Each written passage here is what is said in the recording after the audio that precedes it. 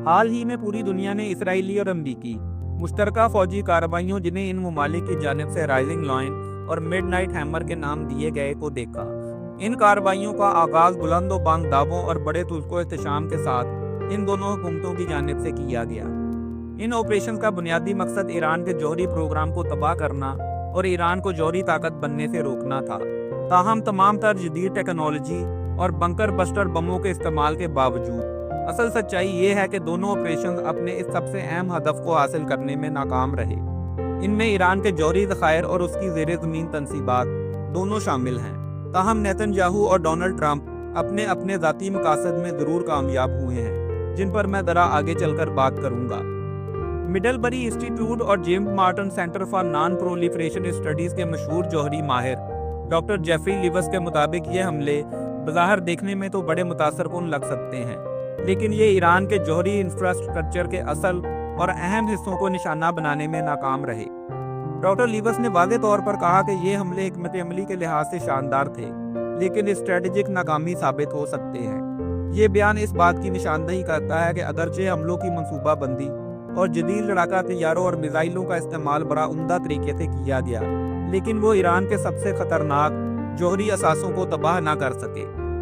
सबसे संगीन खदशा ईरान के 400 किलोग्राम यूरेनियम के ज़ख़ीरे का है, जो 60% तक एनरिच्ड हो चुका है।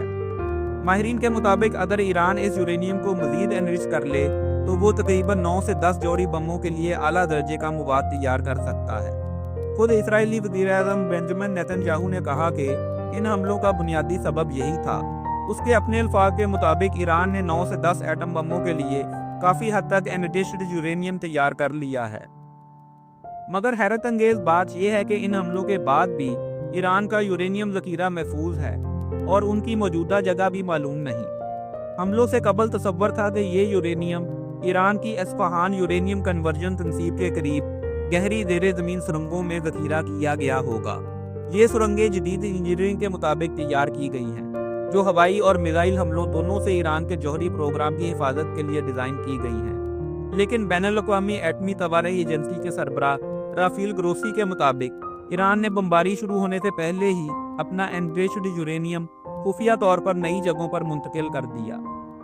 इसका मतलब है कि हवाई हमलों की हैरानकुन नौयत के बावजूद ईरान पहले से आगाह था और उसने अपने जौहरी मवाद की हिफाजत के लिए ज़रूरी इक़दाम पहले ही ले लिए थे। सैटेलाइट तस्वीर और इंटेलिजेंस रिपोर्ट इस बात की तस्दीक करती हैं। हमलों से चंद रोज़ कबल भारी सामान और तामीराती मशीनरी ट्रकों के जरिए ईरान के जौहरी मकामात के गिर्द, ख़ास तौर पर अस्फहान और फोर्दो फ्यूल एनरिचमेंट प्लांट के करीब हरकत में देखी गई। कुछ रिपोर्ट्स ये भी बताती हैं कि ईरान ने इन ट्रकों का इस्तेमाल सुरंगों को मिट्टी और कंक्रीट से बंद करने और भरने के लिए किया, ताकि उन्हें हवाई हमलों के दौरान कम से कम नुकसान पहुँचे। ये सब जाहिर करता है कि ईरान ना सिर्फ तैयार था, बल्कि अपने हसास जौहरी अज्जा को मुंतकिल और छुपाने के लिए तेज़ी से अमल भी कर रहा था। अमरीकी वज़ीर ख़ारजा मार्को रूबियो ने पहले दावा किया था कि ईरान के अंदर कुछ भी बगैर शनाख्त के एक से दूसरी जगह मुंतकिल नहीं किया जा सकता, लेकिन अब यह दावा मुकम्मल तौर पर गलत साबित हो चुका है। वाज़ेह तस्वीर और सैटेलाइट सबूत दिखाते हैं कि ईरान ने अपना सामान, मवाद या एनरिच्ड यूरेनियम बगैर किसी इंटरफेरेंस के अपने किसी और महफूज मकाम पर मुंतकिल कर दिया, जो इसराइली और अमरीकी इंटेलिजेंस जमा करने और मुसलसल निगरानी करने वालों की सलाहियतों की कलाई खोलता है। दूसरी वजह इन तंसीबात को तबाह करने में नाकामी का मुंह देखना इनकी इंतहाई गहराई में तामीर हो सकती है। ईरान ने अपने अहम जौहरी मकामात जैसे फोर्दो और अस्फहान को हवाई हमलों से तहफ़्फ़ुज़ देने के लिए इंतहाई ज़ेरे ज़मीन गहराई में बनाया। कुछ रिपोर्ट्स के मुताबिक ये सुरंगें और बंकर सतह से 80 से 100 मीटर गहराई में वाक़या है। दूसरी तरफ अमेरिका के पास एक ताकतवर हथियार GBU-57 मैसिव ऑर्डिनेंस पेनिट्रेटर, जो बंकर बस्टर बम के नाम से जाना जाता है, का इस्तेमाल है। ये बम गहराई में पोशीदा हदफ को तबाह करने के लिए डिज़ाइन किया गया है और 60 मीटर तक मजबूत कंक्रीट या सख्त चट्टान को भेद सकता है। लेकिन ईरान के केस में इन जौहरी मकामात की गहराई इससे ज़्यादा बताई जाती है, जिसके सबब इन्हें मुकम्मल तौर पर तबाह करना तकरीबन नामुमकिन हो जाता है, हत्ता कि GBU-57 बम के इस्तेमाल के बावजूद भी। सादा अल्फाज में अमेरिका के बेहतरीन बंकर बस्टर बम इन ज़ेरे ज़मीन मकामात को नुकसान पहुंचा सकते हैं, लेकिन अगर सुरंगें 60 मीटर से ज़ायद गहरी हों तो इन्हें मुकम्मल तौर पर तबाह नहीं कर सकते।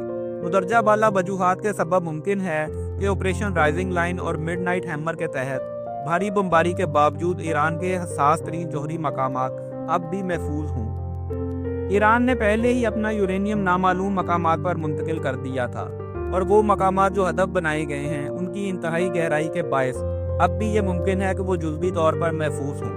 अगर हम कंक्लूजन की बात करें तो इसराइल और अमरीकी हमलों ने बड़े पैमाने पर जदीद फौजी ताकत का मुजाहरा किया, लेकिन वो मुश्तरका तौर पर ईरान के जौहरी ख़तरे को ख़त्म करने में नाकाम रहे। ईरान के बरवक्त इक़दामात, ज़ेरे ज़मीन तहफ़्फ़ुज़ और इब्तदाई तैयारी ने उसके जौहरी प्रोग्राम को बरकरार रखा, जो आने वाले दिनों में इसराइली अज़हान के लिए तलवार बनकर लटकता रहेगा। ताहम नेतन्याहू, जिसको इसराइल में अपोजिशन की जानिब से मुखालफत का सामना था और जिसका इक़्तिदार जाने वाला था, उसने इस ऑपरेशन के ज़रिए खुद को मज़ीद कुछ सालों के लिए पक्का कर लिया है और डोनाल्ड ट्रंप ने इस जंग को नाम नहाद तरीके से रुकवा कर ये प्रोपोगंडा करने की कोशिश की है कि वो जंगें ख़त्म करने वाला है। आपकी इसके बारे में क्या राय है? आप इसका इजहार कमेंट्स में कर सकते हैं। आखिरी बात, वीडियो को लाइक, शेयर और सब्सक्राइब करना ना भूलें। अगली वीडियो तक के लिए अल्लाह हाफिज़।